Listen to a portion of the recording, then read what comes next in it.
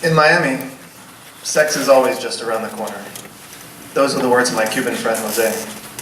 Not too long ago, I found sex in Hialeah, literally on a corner. Rosa was an older woman, probably in her 50s. She sold cold bottles of water at a busy intersection in a part of Miami that never makes it into travel brochures. She was a beauty once. You could see that in the way she carried herself, like a woman who was used to being looked at. But Rosa had lived a hard life. That was obvious too. The sun had done its work on her skin. Her long hair was going gray. Her body had rebelled a long time ago. She still made an effort. Rosa painted her tired eyes dark blue. She wore dangly earrings and white stretchy pants. She reapplied bright red lipstick throughout the day. When she smiled at me, I could see the red smear across her teeth. Every workday for 6 months, I pulled up to Rosa's intersection in my Fedex delivery truck. I was always sweaty and in a rush. She would hurry over, slide open the door, place a cold bottle of water in my lap, and flash her red teeth at me. "No money, gratis," she said. She only knew a handful of words in English. My Spanish wasn't much better.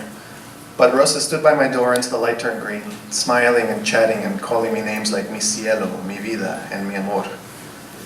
She said she got hungry working at the intersection and mentioned she loved McDonald's apple pies. But she couldn't leave her spot because someone might steal the water bottles from her coolers. She kept me hydrated for free. I fed her pies.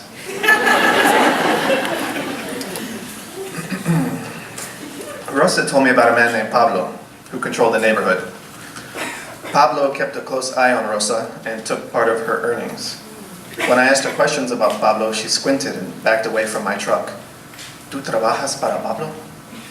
I assured her no, I was not on Pablo's payroll, but for the next few days she seemed uneasy. "Pablo," she said, "es muy malo." I asked nearby business owners about Pablo, but no one had heard of him.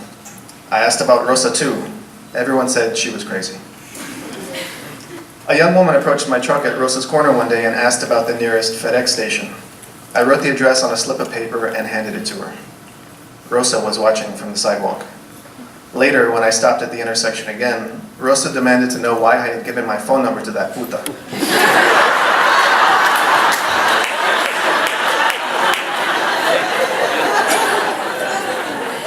At that moment, I realized Rosa was odd, but our interactions never lasted more than the length of one red light, so it was difficult to pinpoint the exact nature of her quirkiness. One day, she put her hand on my knee and asked, "Papito."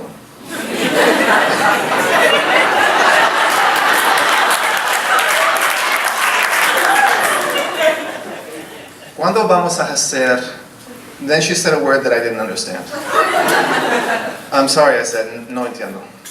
She thrust out a hip, made a fist, and pumped it sideways in the air. She said, "Yo, me, chaka chaka."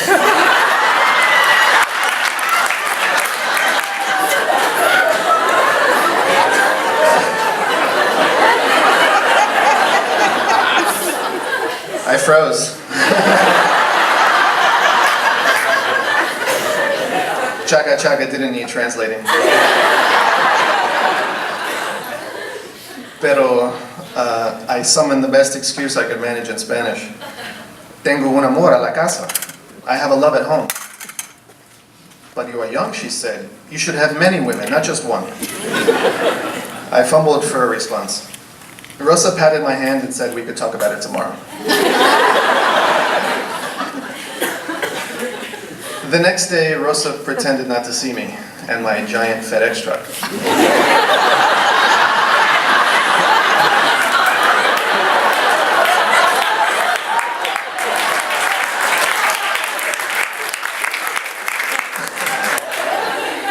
She ignored me for the rest of the week too. Finally, she came to me with a question. "Papito, you are gay?"